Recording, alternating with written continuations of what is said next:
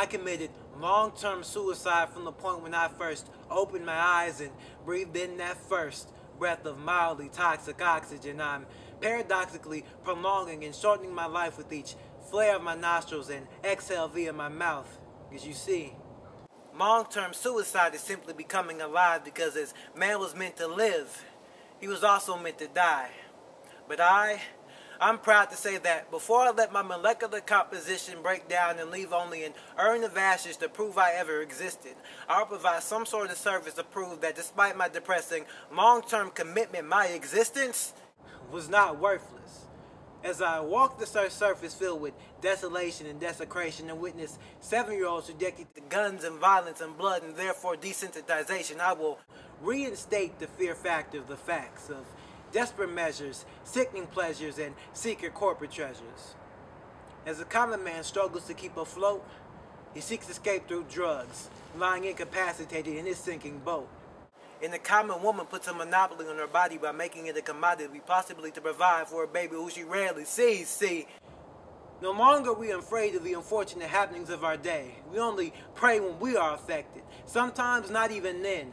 No longer do we care about the World's Fair filled with traveling men, main attractions ranging from hurricanes to earthquakes and mutinies to AIDS, 10-year-olds selling crack to 12-year-olds addicted to smack. They'll steal and sell anything for that. They'll steal and scale anything for that. Those blood diamonds their brethren are dying for, but they need that diamond-studded chain to settle the score with the white man. I mean, it's their fault I'm even over here, so if I feel the need to rob your vault to unlock the fabulous life, it's only right. I'm a practicing sarcastic. But back to the plight. It's getting real spastic. It's incredible.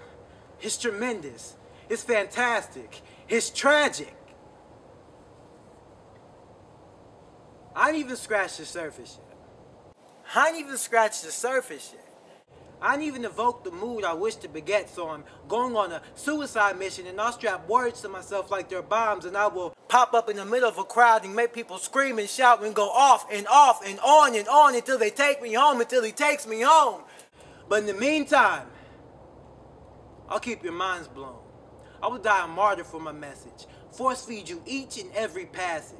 Besides your brain tissue, and abuse these issues at your HD, digital, PIP ready TV formerly blocked. Maybe then you forget that quarter a day. Put on your backpack and trek to bring God's people on the brink back.